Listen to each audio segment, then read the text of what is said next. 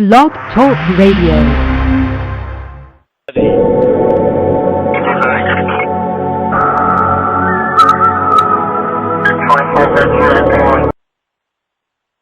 Hello, everybody. Hope you like that intro music. Welcome to our Sunday edition of Beyond the Gate Radio. This edition is the August 16, 2015 edition of Beyond the Gate Radio. I am your host, David Baker, and I welcome now the other host, Cheryll Baker. Cheryll, how are you today? I'm doing wonderful. It is hot here today.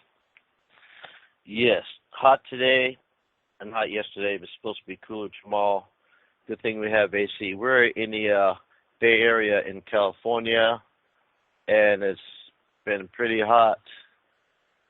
And I guess that's a good thing, but we sure could use some rain. But that's another story. We can. Oh, yeah. So we have a wonderful guest today. Garnet Schulhauser is a retired lawyer who lives near Victoria on Vancouver Island. And I must say that I've been up there. It's an absolutely beautiful, beautiful place. I've been up there in Victoria, Calgary, all around, and I can't wait to go back to Canada. Anyway, that's where he's from. And he lives there with his wife, Kathy, and little dog, Abby. He grew up on a small farm in Saskatchewan and moved to Calgary, Canada, after law school, where he practiced corporate law for over 30 years with 2 blue-chip law firms. After retiring from his law firm in 2008, he began his new career as an author, and his first book, Dancing on the Stamp, was published in 2012. Since the release of his first book, Garnet has been active with book signing tours and speaking engagements and has been a frequent guest on radio talk shows. When he is not writing or connecting with his followers, Garnet enjoys golfing, nature walks in the forest with Abby, and family gatherings with his sons, Blake and Colin, and their parents and their partners, Lauren and Burgess, and granddaughter Camara. In Dancing on the Stamp, Garnet recounts how his life changed dramatically one day in 2007 while he was still practicing law, when he was confronted on the street by a homeless man named Albert, who is actually a wise spirit in disguise, an emissary from the spirit world. This seemingly chance encounter launched a provocative dialogue with Albert, who disclosed startling new truths about all of life's big questions, including our true nature as eternal souls, the cycle of reincarnation on Earth, and how we create our own thought, free will choices.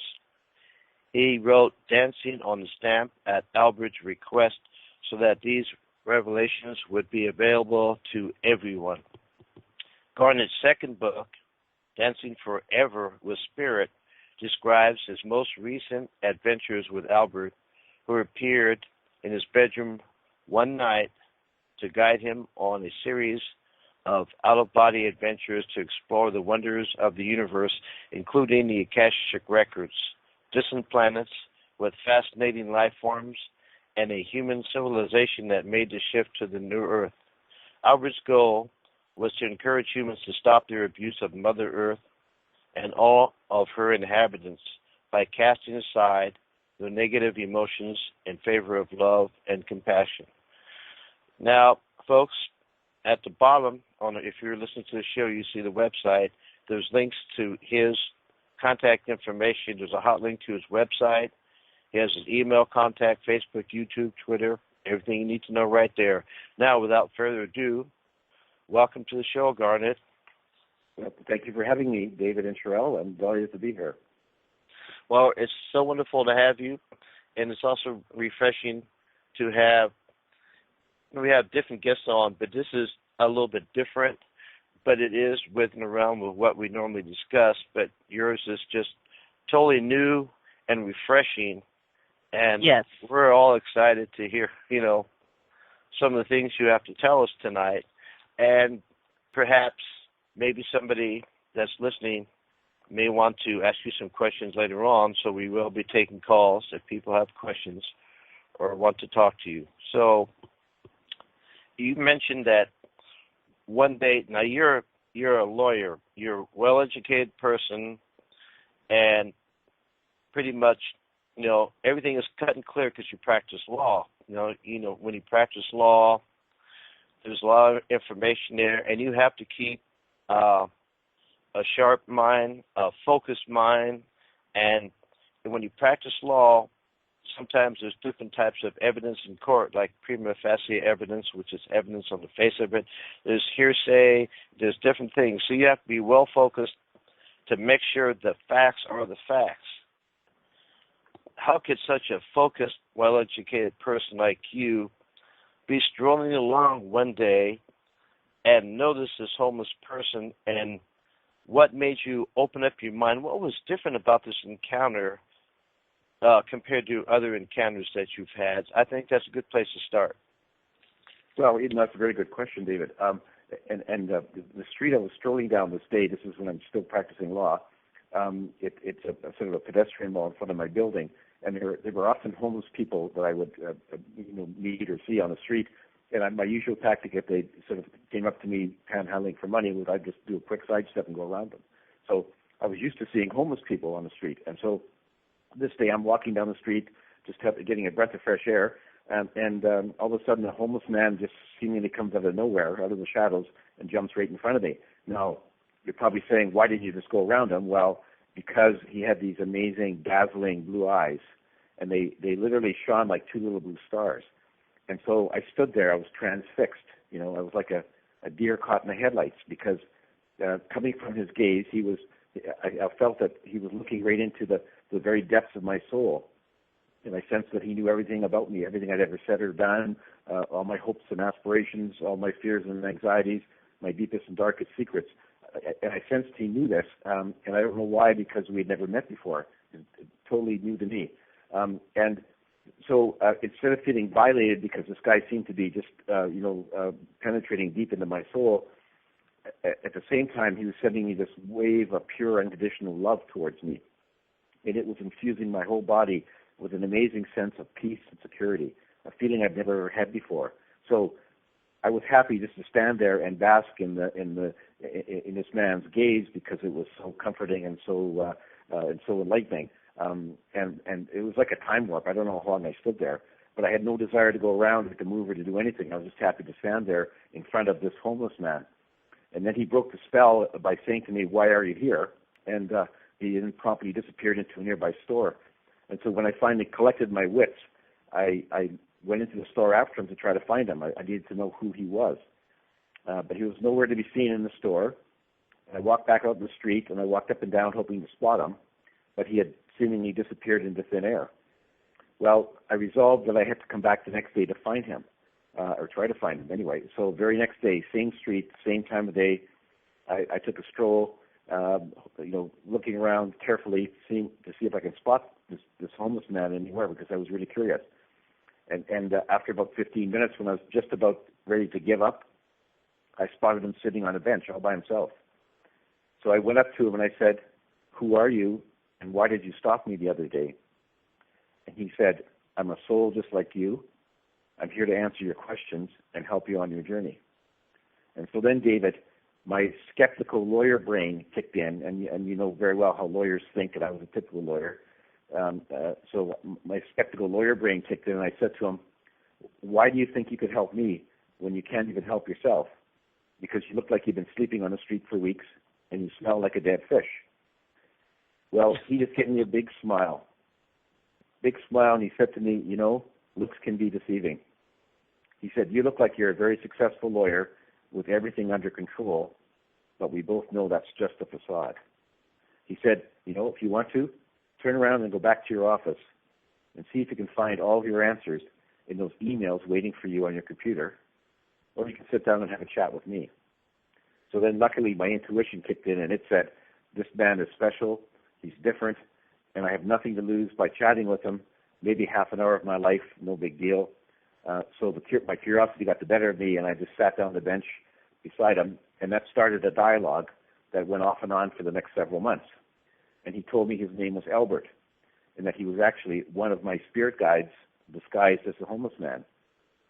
And after our first three encounters, he appeared as a homeless man. After that, he no longer showed up in physical form, and he was just a voice in my head, and we communicated by telepathy. And when I asked him why he showed up as a homeless man initially, he said it was his way of easing me into the conversation, because had he just started talking to me as a voice in my head, I probably would have thought I was losing my mind. And he's right, I probably would have. And so this was his way of introducing himself to me. And then once I became comfortable with him and who he was, then he no longer needed to show up in physical form, and we just communicated by telepathy. And I was very comfortable doing that. So that's how he entered my life. That's why I sat and listened to this guy instead of going around him, was because of his amazing eyes, which just sort of, as I said, shone like two little blue stars, and sent an amazing gush of unconditional love towards me. So it was very, it's hard to describe, but you'd have to sort of go through it to know what I'm saying, but it was like a totally different feeling from anything I've ever experienced before. So, but once I got into the conversation with him, of course, I knew that he really was who he said he was, a spirit guide, one of my spirit guides, and that he had some revelations to give to me. And he said that he wasn't there just to answer my questions. And of course, I'd been asking myself the eternal life questions all through my life that everyone gets to one point or another, like who am I, why am I here, what's my life's purpose, and what happens to me when I die. So he answered all those questions, many others, and then he told me that he wasn't here just to please me, but he wanted me to write a book about his revelations so that everyone else could have access to them, which was a bit of a surprise because I never thought about writing a book before in my life. And I resisted initially, but he's very persuasive, and eventually I caved in and wrote the manuscript for my first book, Dancing on a Stamp. That's totally amazing. You know, some people will channel spirit to get information, and there's different ways of doing that, I suppose. And different people wake up or approach in different ways, possibly because we're all like snowflakes, we're individuals, and we're all different, we think differently. And I suppose if you're here to do something, you know, like you're like a late bloomer, I suppose you have to experience a great deal of life to get to the point to where you can look back and you open your mind to this wisdom. You were ready for it. It sounds like, to me, it was the right time, and you actually opened up to it. And being the type of professional that you are, you know, people have to listen to what you're saying. You're not just a regular person on the street, you know, a butcher, a baker, or a candlestick maker, but you're a real professional. And like you said, you're, you know, a skeptic until something very powerful happened to you. You paid attention to it and pursued it, and thus look where you are today. And the message is, it's really a powerful and wonderful message. Now, after a while, did you just sit down at your computer and start? I mean, how did the book start after Albert asked you if you would write the book? You know, without giving the book away. Yeah, what I would do, David, is after every conversation we had, is I would sit at the keyboard and pound away and type out my notes of what went on. And so I just sort of made rough notes about our conversations. And then as I sort of finally sort of caved in to his idea that I should be writing a book, then I would have to sort of take my notes and craft it into something that was readable and made sense to people. So it took me a while. First of all, I had to struggle with the idea of whether I was going to write a book. And then when I started writing the book and the manuscript, and it took me a while because I'd never done this before. You know, once I had the manuscript finished, David, I then struggled with the idea of whether I would just throw it in the drawer, never to be seen again, or find a publisher, because I was afraid of adverse reactions from family and friends and my former law colleagues and clients, because to them, I was this very straight-laced, buttoned-down corporate lawyer. I never talked about religion or spirituality or anything even close to that, or metaphysics. And so I knew that a lot of them would be, well, they'd all be quite surprised at when they found out I'd written my book, Dancing on a Stamp. And I knew that some of my former clients and colleagues would think that poor old Garnet had just lost his mind, and that they would, I'd lose him as friends, and I knew that was a risk. But I agonized over it for a while, and then after some period, I just said, I have to do this. I have to come out of the spiritual closet and write this book, get it and get it published, and let the chips fall where they may. And so I did, and I haven't regretted it. I've lost some people along the way, but I've gained many more new people, and so overall it's been a very positive experience. Totally, I'm on a different path from where I was practicing law, as you can imagine. I very much enjoy this. I enjoy all my contacts with Albert, and I enjoy writing books and talking about it on radio shows and other forums. So it was an amazing change of life for me, and it did come at the right time, David. Albert told me after that, of course, he and I had planned all this before I was born. It was part of my life plan. And yes, indeed, they wanted me to have a lot of life experience. As I practiced law for like 34 years before he came, and they felt that was the right moment. And of course, I don't remember any of this planning, but he said, yeah, it was all planned, and he picked the time, and I think he did it perfectly. So I think I was ripe for a change in my path, and he came along and opened the door for a new career for me, basically. Well, you know what they say, when one door closes, another opens. I always believe that, and I also believe there's a lot of people waking up and coming to this area, and I won't necessarily call them a spiritualist, or a spiritist or any of that, but just somebody with open mind. And I've said this many times before. I guess I'm getting tired of saying this particular term because it's kind of apropos, but it's a new paradigm shift. But I'd rather say a new age of awakening, where more people are awakening, being contacting. And as a professional psychic medium, I've been a medium all my life and did what I had to do 7 years ago. But some years ago, people would laugh at you.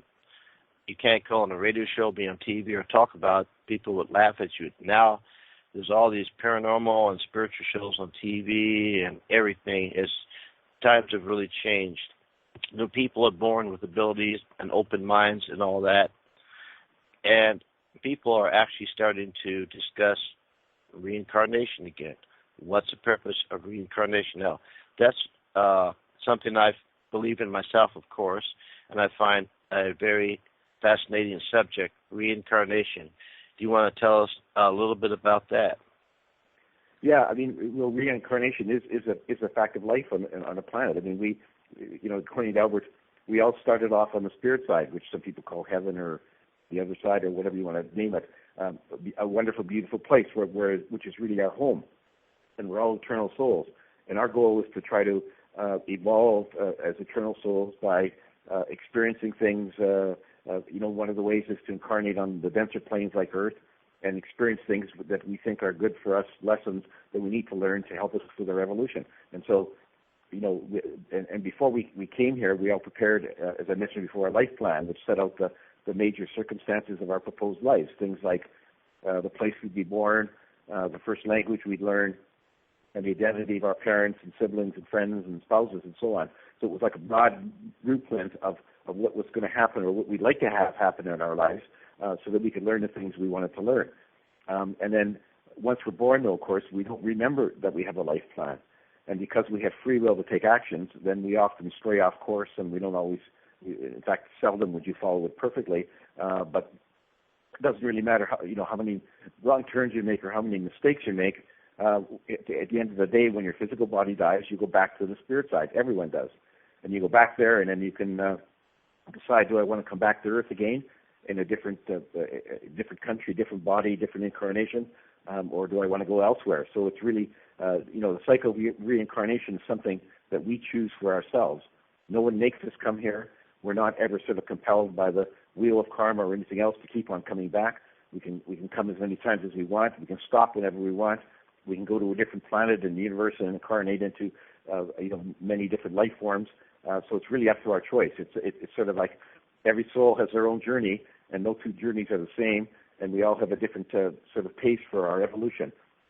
And there's no timetables and no deadlines. So because we're eternal, we can go fast, we can go slow, whatever we want to do. And so it's really our choice. And so, yeah, reincarnation is absolutely that's just a fact of life in our universe. It happens to everyone. You and Cheryll, of course, came from the spirit side just as I did. I totally believe that. Go ahead, Cheryll. I was going to say I like that you said that only because it's our choice, and we do forget. And it's funny that even in quiet circles, not necessarily on the radio, but just intimate circles, people will talk about that and talk about what they would have thought that their life plan would have been. And it's just interesting to hear from people that you would never suspect that would say it. And they're interested in, when I'm done with this life, I'm going to come back and I want to do something else and blah, blah, blah. But that's not something that you hear, these are just intimate circles, but in a regular conversation, everyone is very, let's stay on the borders. Let's not talk about that kind of stuff. So it's very nice to hear. Yeah, and it does, more and more people become aware of this, and people have often asked me, why can't we remember what's in our life plan? And Albert's answer to that was, if you did, it would be too easy. If you knew it was in your life plan and what you hoped to experience and what you hoped and how you would hope to react to events in your life, then you would just follow your script. And the real test is to try to live your life here in your journey without remembering what's in your life plan. He said, if you knew what's in your life plan, it'd be like the teacher giving you the questions and answers to an exam before the exam. Right. No point in writing it. And so that's one of the reasons that Earth is really a very tough school in the universe. It's because we have a life plan that we don't remember, and we have free will to take actions, and so we're often running amok and going here and there, and we're dealing with other people who also have free will and don't remember what's in their life plan, and so all this interaction it causes a major challenge for us, and that's why we came here. We wanted the challenge, and Albert says humans should pat themselves on the back for being here because it's a very challenging school, and it took a lot of courage to come here. So kudos to you and David and everyone else listening. Well, thank you. This is right in line with my thinking and what I know as well. Pretty much exactly the same. Somebody asked me one time, and I said, well, there's a couple of spirits floating on the cloud, to make it simple. And they say, this is paradise. It's so wonderful, and we've been here so long. But after a while, it's like a wealthy person that I knew told me that, David, I don't eat steak all the time because I'm wealthy. I get tired of it, and I need to have a hamburger once in a while, something like that. So the spirits are saying, well, we're complacent, we're happy, but now we're bored, and thunderbolt strikes. God says, oh, you're bored, huh? Okay, I'm going to send you somewhere and where you can appreciate where you're at now, and then they're on Earth, Earth, which is now a school. You're placed in the school, I believe, to experience, right? And you become from a rough diamond as a young spirit, and each lifetime you become another facet of the diamond until the diamond's complete. But it must be a pretty big diamond because I think it's going to take forever. But through experience, in other words, if you don't experience, you can't learn. And some people say, well, gee, why am I suffering then? I said, because if you don't do that, it helps the quickening of the soul. In other words, to spiritually evolve and progress. I believe that you experience all the facets or, everything you experience, it makes you smarter, stronger, and appreciate your creation more. I mean, is that kind of like what you believe as well? Absolutely. Yeah, every experience you have on Earth is beneficial to you. You grow and evolve from every experience, whether it's good or bad. And in fact, as a lot of people say, you learn more from your bad experiences than you do from your good. But you learn from all of them. And even if you don't experience the things you had hoped to experience, you're still going to have some evolution of your soul because every experience, whether it's planned for or not, does increase your wisdom and makes you, as you say, a stronger soul, a more highly evolved soul. So, Earth is just an adventure, and you sort of you hope to be able to follow your path, but you know very well that you will probably stray off course, sometimes very far off course. And it's a real challenge. But when you get back, you finish your life, you get back to to the spirit side, you go through a life review where you look back on every little detail of the life you've just finished, and there you can see, okay, well, here's where I went off track, there's where I made a mistake, and then you resolve from there to try to do better the next time. And a lot of souls will just say, okay, well, I know I can do better than that. I'm going to come back to Earth, and we're going to do it again. And there's no, as I say, there's no deadline or timetable, so you can come back as often as you want. And so it's just part of your evolution. It's a learning experience for sure. So when we die and go back to the spirit world, for the lack of a better name, and there are many, we go through a life review, and we judge ourselves to see how we did, so forth and so on, so we don't get sent to flames or somewhere else. It's just an experience because you didn't kill anybody, and if you did, you really didn't, because after all, they're going to end up there, and their life is eternal, so you really can't kill somebody. And if you did something wrong, you learn from it. Perhaps you can correct it when you come back by another experience. I mean, it's kind of like that. Isn't that what it is about, learning and growing from that? No, absolutely, and you're quite right that everyone goes back to the spirit side, and you're right. You can't really kill another soul. Souls are eternal. I mean, your human body can kill another human body, but when you get back to the spirit side, there is no judgment. That God or the source doesn't judge you. There's no punishment. There's no hell, and you both will be back from where you came from, and there will be no animosity or hatred from your victim, the person that you killed, the human body on Earth. It's just like, you see, Albert said, souls in the spirit side regard a life on Earth is similar to a play. And if you're acting in a play on Earth, and the script calls for you to stab and kill another actor, when the curtain goes down, you don't get arrested by the police because it didn't really happen. It was just play acting. While the souls in the spirit side, they regard things on Earth very similar, like everyone's following a script, whether they know it or not. And sometimes people will go way off course. Sometimes they will lose control of their negative emotions and they cause harm to other people, physical harm, or even kill them. But when all the souls get back to the spirit side, they just say, okay, well, that was just sort of a one play on Earth. Now we're all back and we can regroup and plan our next adventure. So it's really a different way of looking at it. And as I say, it's strange. A lot of people say, well, how could you not feel hatred towards somebody who murdered you on Earth?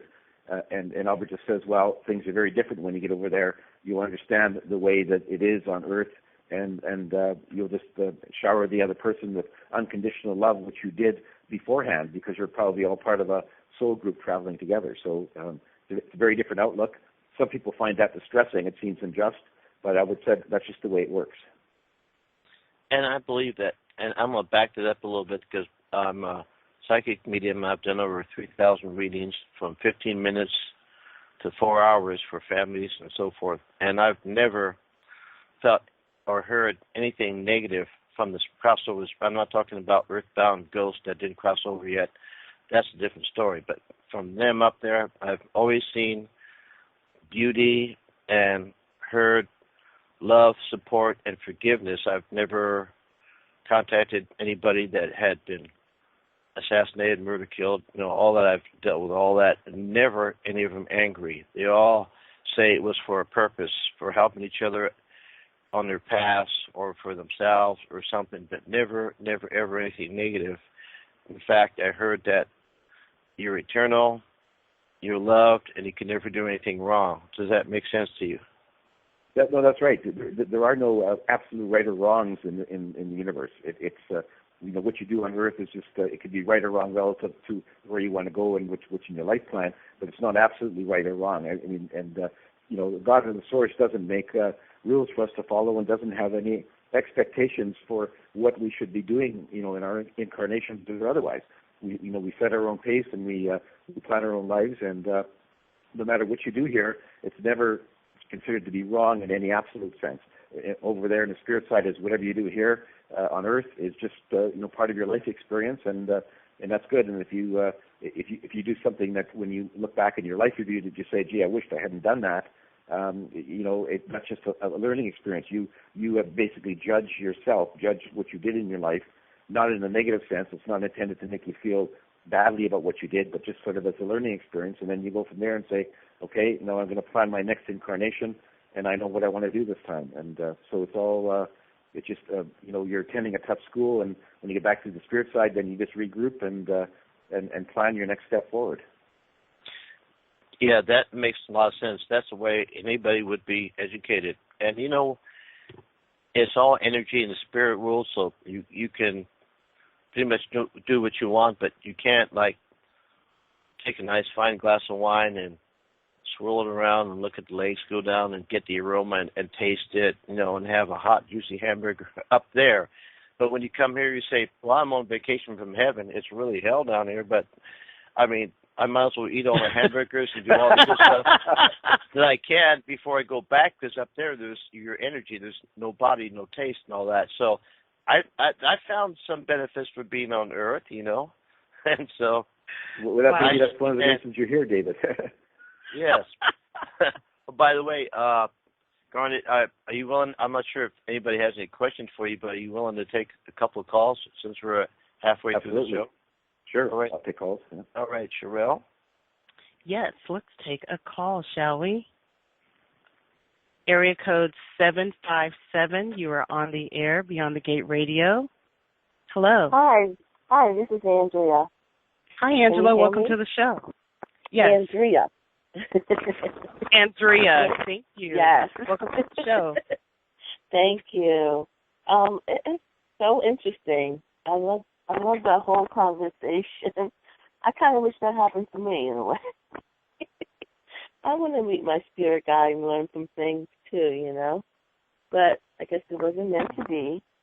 I have a question in terms of, I have a son that is 20.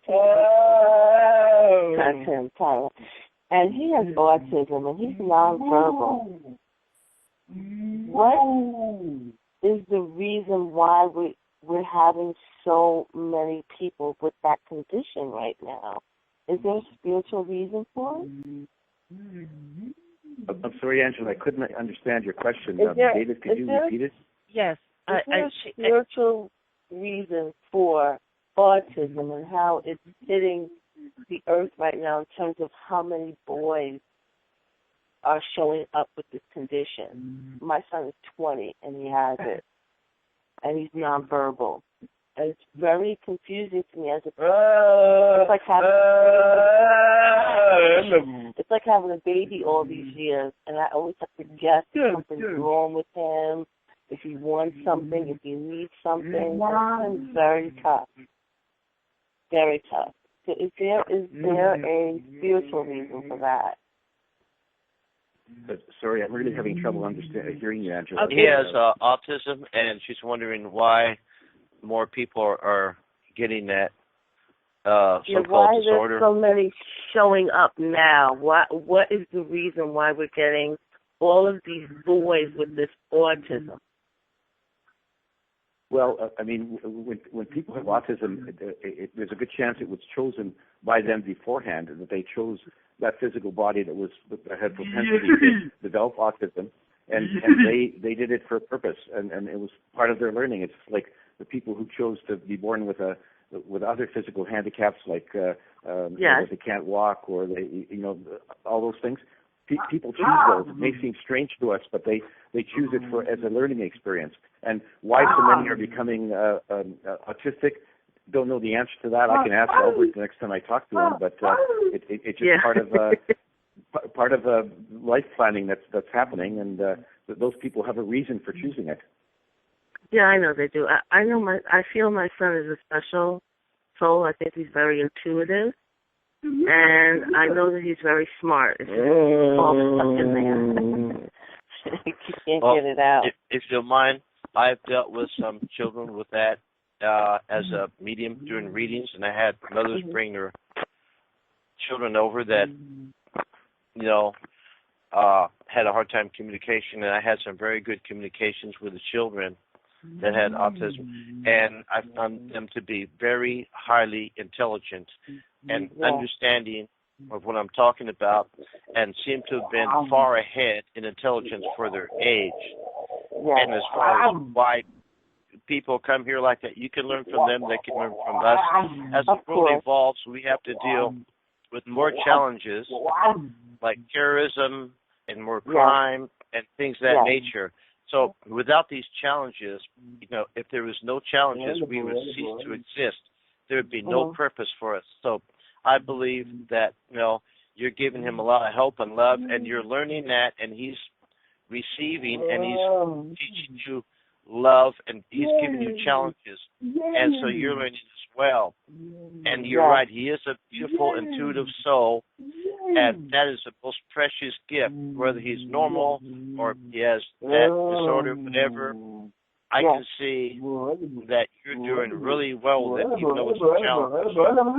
So be grateful that you have this wonderful son.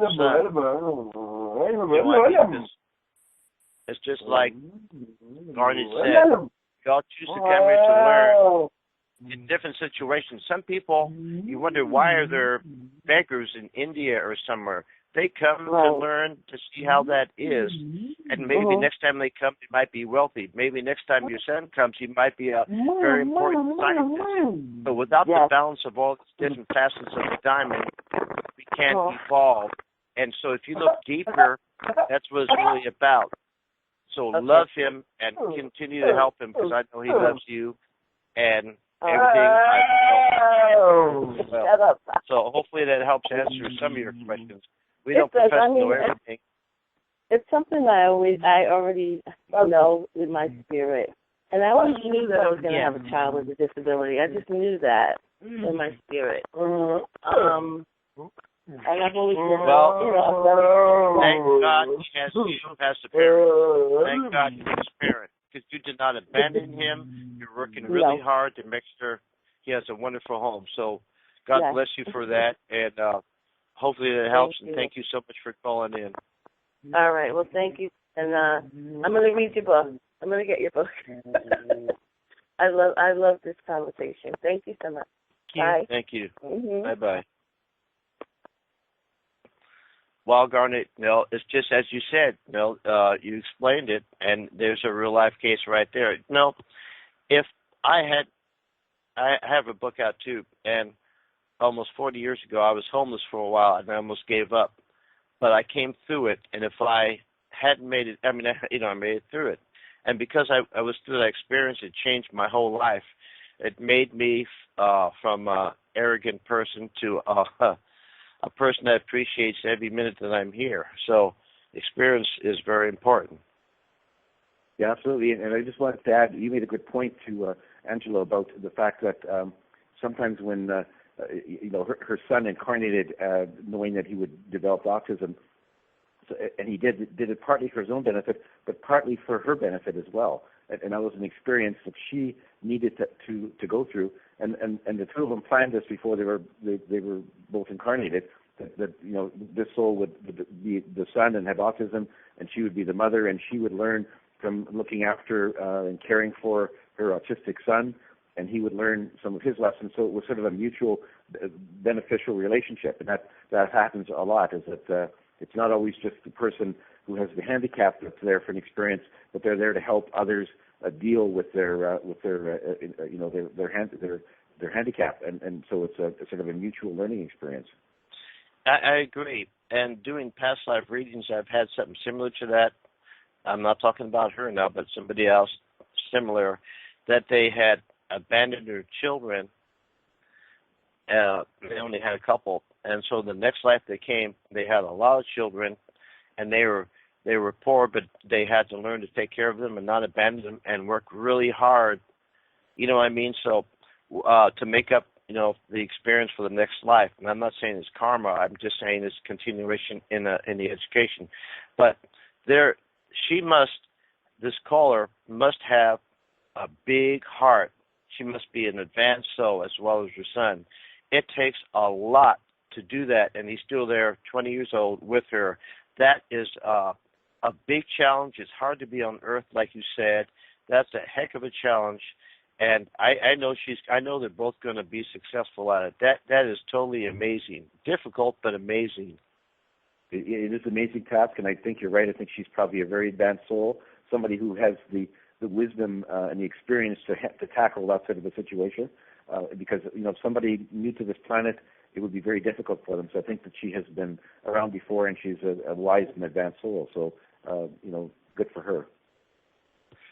I agree. Well, Cheryll, you want to take another question from the caller, Absolutely. one of our lovely listeners?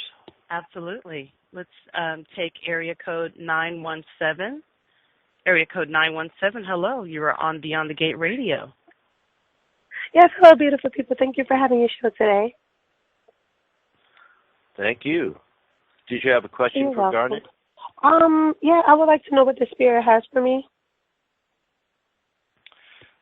Okay. Sorry, what was the question? I would like to know what message spirit has for me. I still didn't. David, can you help me with that question? She wanted to know what message Spirit has for her.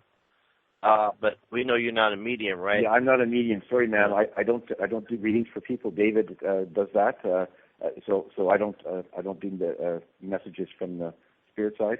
I just hear from my spirit guide Albert, and that's the only one that I communicate with. Did you have a question about one of his books? Oh, no, I've never read one of his books. Oh, he's not doing readings about relationships or anything? No, not at this time. Oh, I'm sorry. Thank you.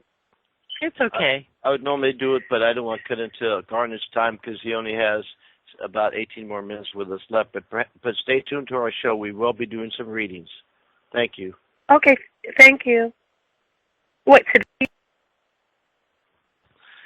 So, yeah, we do have people on here that do readings, and we have people on here that do interviews and so forth. And I think that's a wonderful thing. We're an open-minded radio show. We do paranormal, spiritual, UFOs, Bigfoot, and all that. And we let people come here and present their knowledge to us so we can learn from them. And we support all our guests. Otherwise, why have them on? So that's why we have Garnet tonight. Now, Garnet, can you tell us a little bit about the second book, Dancing Forever with Spirit? Yeah, the second book was after I had my first encounters with Albert, which was basically a telepathic dialogue that we had. Then he kind of went out of my life for several weeks. I didn't hear anything from him. And then one night I sort of sat up in bed, and I saw this ghost-like ethereal figure standing in the doorway. And as it moved closer to me, David, I could recognize him. It was my old friend Albert in this homeless man disguise, but he was in astral form. And so I was surprised. I said, "Hi, Albert, what brings you here?" And he said, "I'm here to take you on a series of out-of-body adventures, a series of astral trips. I'm going to take you to the spirit side and to other planets in our galaxy. And I want to show you things that I want you to write about in your next book," because he said he believed that a picture was worth 1,000 words. And so I was surprised. I didn't know what to do, what was coming next. So I said to him, should I tell my wife where I'm going, and do I need a passport? And he just chuckled and he said, "No, you'll be back in your body before morning, and your wife will never know you've been gone." And so then he literally reached out and he pulled my astral body out of my physical body. I turned around and looked, and my body was still, physical body was still sound asleep in bed. And then he took me by the hand and he led me up. When you're in astral form, of course, you don't have any weight; you're just energy. And we rose up through the ceiling and up through the clouds, and there he let me turn around and look at our beautiful planet from a high altitude, and it was breathtaking because our planet was like a jewel pendant floating in the inky blackness of space. It was really something that if every human could see our beautiful planet from that perspective, I think we would really curtail the abuse that we heap on good old Mother Earth, because it's just a beautiful gem floating in space. In any event, then he took me through a shimmering doorway that was sort of floating there in space, and he said, "This is the doorway to the spirit side." And so we walked through there, and immediately on the other side, I found myself standing in this beautiful, lush meadow. There was like lush green grass and tall, majestic trees and wildflowers everywhere, in like 1,000 different colors that you could never, just don't exist on Earth, and you couldn't really describe. And so we walked through the path of this beautiful meadow, went up a small hill, and at the top, I noticed on the other side and the bottom, there was a group of souls waiting for me. And as we got closer, my heart skipped a beat because I recognized who these were. They were my mother, my father, my brother, my grandparents, and various aunts and uncles who had already passed over from the earth plane. And then running from behind the group towards me, much to my delight, was my little dog, Oscar, who had died about 10 years before. And he's a little mini schnauzer. and he was running towards me as fast as he could with his little tail wagging his whole body to give me a greeting. And so that was amazing. And then I had just one little bit of misgiving as I approached the group, and that was because of my mother. And I loved her dearly, but she had very strong religious convictions when she lived on Earth. She was a Roman Catholic. I was raised as a Roman Catholic. And in my book, Dancing on a Staff, my first book, I wasn't kind to the Catholic Church. I shot a lot of holes in their beliefs and their dogmas. And so I was afraid about what her reaction might be. But she just gave me a big hug and said, everything's okay. She said that if I was still living on Earth, I would not be happy with what you wrote in your book. But now that I'm on the spirit side, I can see the whole picture, and I agree with everything you've written. And so that was a big relief. And so then, yes. After you know how we are wondering about whether our mother approves of what we do. That's right. Don't do. That's right. It stays with us. So then anyway, I left this group, and Albert took me to this beautiful white city that he called Aglaia, which is one of the cities on the spirit side, and we walked down the main boulevard, and there it was like there's all kinds of souls dressed in many different garments, clothing from many different eras and countries on Earth.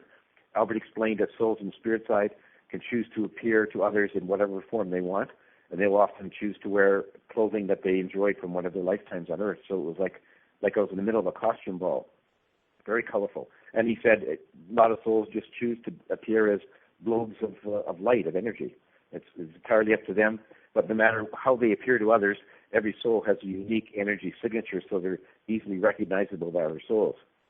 And so then we walked towards this tall, majestic building with white pillars in the front that he called the Hall of Wisdom. And there we went inside into this large circular chamber, and Albert said that we were going to meet with the Council of Wise Ones. And there was a U-shaped table in the middle, and seated around it were 11 souls. This was the Council of Wise Ones, and they all had snow white hair and very smooth, unwrinkled skin, and they wore gold robes with white sashes.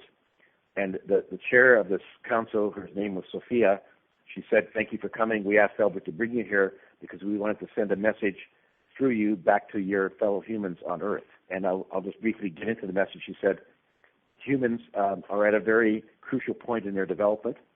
We've developed very advanced technology, but our emotional and spiritual intelligence has not kept pace.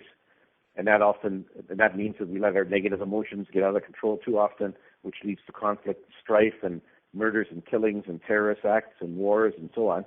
And she said, we have the technology, the weapons, that if unleashed could destroy all life on our planet, and we need to make sure this doesn't happen because we have to control our negative emotions and try to raise our vibrations by embracing love and compassion.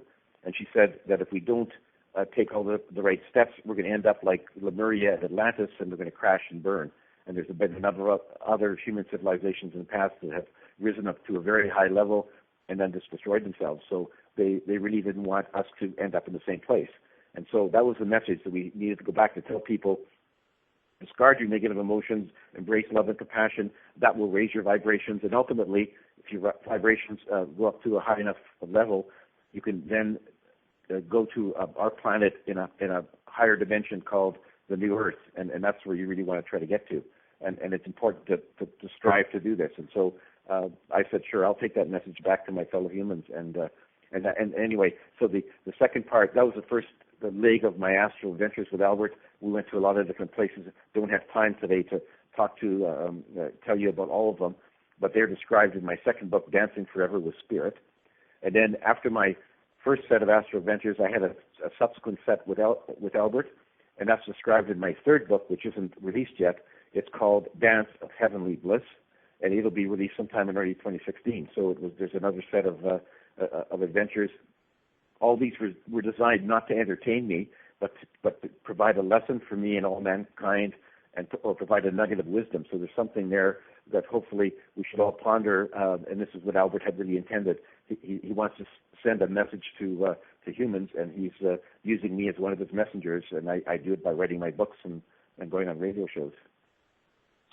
I find that theme throughout the world of metaphysics, where many mediums from the past have done what they did because they had a message to pass on, and that's amazing. This morning I was sitting my living room thinking about the show. I'm thinking about a lot of people say they're in heaven and they're wearing robes because that's what they like or whatever, and other ways of dressing like you just, expressed to us. And I was thinking, well, if I go to heaven, I'm going to be me. And this time, what is the real me is a pair of tennis shoes, jeans, and a T-shirt, and that's how I'm going to be in. That's how I'm going to be in heaven. And as far as Earth has been here longer than people actually think. Humans have been here longer than people actually think. Dinosaurs were here millions of years ago, and they just had civilizations rise and fall. So they have found human footprints right next to dinosaur footprints in rock. They have found structures that you can put a level to it, and it's off only by like maybe 100,000th of an inch. Like they had to have power tools, yet this site is over 10,000 years old. So yes, of course there have been civilizations rising and falling continuously. Hopefully we're smart enough now not to blow ourselves up this time, but who knows? But I can see that's a very important message, and especially when you said that you saw how beautiful Earth looks from space. How can you see somebody polluting the water or throwing trash out of a car? We're given something that's beautiful as a gift, and we're given another beautiful gift, free will. And what do we do with it? Well, not everybody, but a lot of people do. So I think that's one of the reasons why Spirit has compelled you to bring a message for it. And I think we all need to hear it. It's a wonderful message. I'm looking forward to reading your books and also looking forward to the third book. I mean, you're an amazing person because, you're somebody I would meet like you and talk to, because I was in law enforcement. I'm retired from it, and I was in the military. And I would talk to somebody like that, and they yeah, right, and then go on. But look at you. I'm sure you were that way before until something amazing happened to you that you just could not ignore, and it set a new course of your life, which is helping so many people. We thank you for that. Now, the astral travel, that must have, I learned how to astral travel, and actually we all do. You can initiate that, learn how to do it, but we all do it in our sleep anyway. So I found it amazing when you were asking Albert, well, do I need a passport? Do I have to tell my wife this and that? He kind of chuckled at you. You said, no, let's go, And when you woke up that next day, were you writing things down? You must have really been amazed. How did you feel after that experience? I felt very refreshed. I felt very energized. People have asked me, did I feel drained or tired or anything? I said, no, I felt on top of the world, full of energy. I remembered my trip very vividly. And people have asked me, when you woke up, how do you know you just didn't dream all this? And I said, well, because no dream I've ever had before comes anywhere close to being as vivid or as long-lasting as my memories of those astral trips. So I know they're not dreams, they were real. And I would get up and I would basically go to my keyboard and I would start typing and write down everything I could remember about my trip. And the memories, as I say, stayed with me for a long time, so I didn't have to do it all in one day. But it was, I felt very, very energized. I just felt on top of the world, and I basically was grateful that I had the trip. Couldn't wait for the next trip. I never knew when Albert was going to come back. He wouldn't tell me. He would just show up, so I never know. It might be the next night, it might be 3 nights, it might be a week later. But he would come when he was ready, and he never told me where we were going until we were sort of on our way. And so it was very exciting. And some of the things that I saw were depressing. He showed me some sites on Earth where humans were abusing animals and polluting the planet and abusing one another, and it was kind of depressing. But he said, I just wanted to show you that, but there's a lot of good things that are going on our planet, and most of the good things, the acts of kindness that happen, don't get reported because the news media focuses on negative news. And he said, there's a lot of good things happening, and we've come a long way. 30 or 40 years ago, he said, you wouldn't have written your book, and if you had, nobody would have read it. But now there's a lot more people who are more spiritually enlightened, and that's increasing every day. As you mentioned, David, there's more and more TV shows and radio shows that deal with psychic matters and metaphysical and spiritual matters. That would have happened 30 years ago. And so we are moving along. we're being aided by the Spirit is sending a lot of messages through many different channels. Through me, I write books.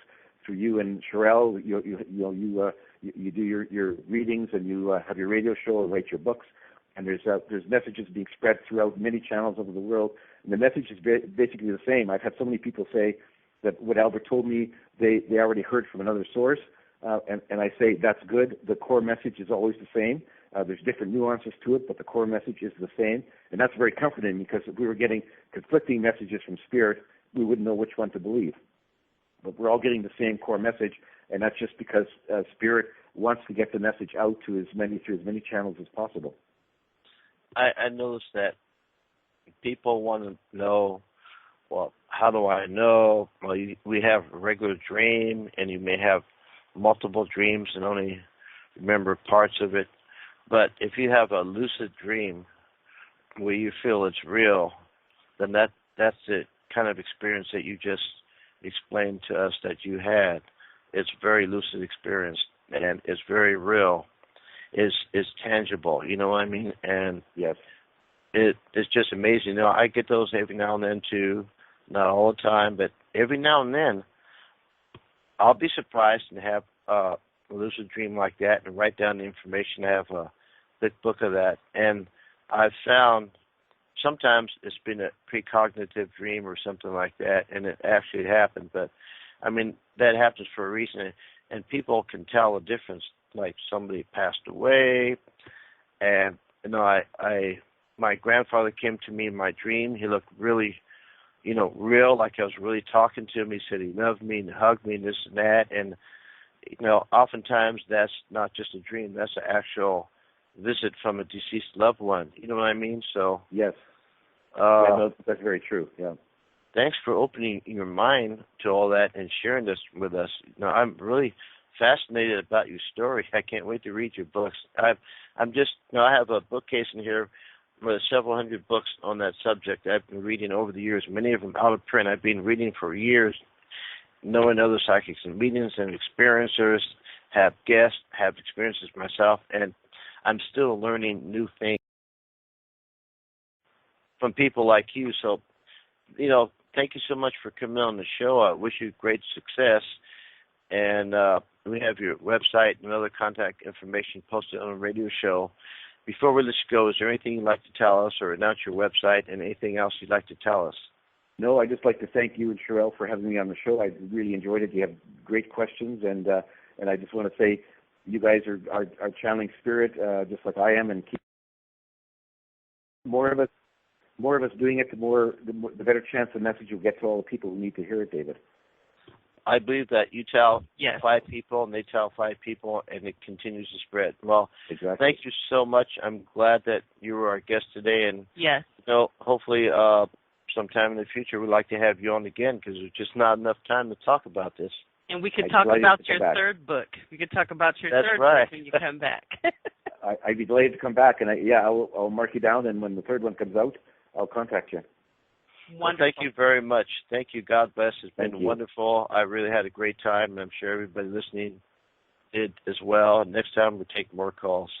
Thank you, and God bless. God bless to you. Thank you so much. Thank you, everybody, for listening. 16th edition of Beyond the Gate Radio in this year of 2015 on a Sunday. And thank you, Cheryll, for being our co-host. Thank you, David, for having me as your co-host. And thank you, everybody, for listening. If you like the show and you're not following us, please press the follow button. You could also follow us on Facebook as well. I have links on the radio show site. And if you want to follow me on Facebook, Twitter, whatever, go to mediumdavidb.com, and I have all my contact information there as well. Thank you all very much, and good night.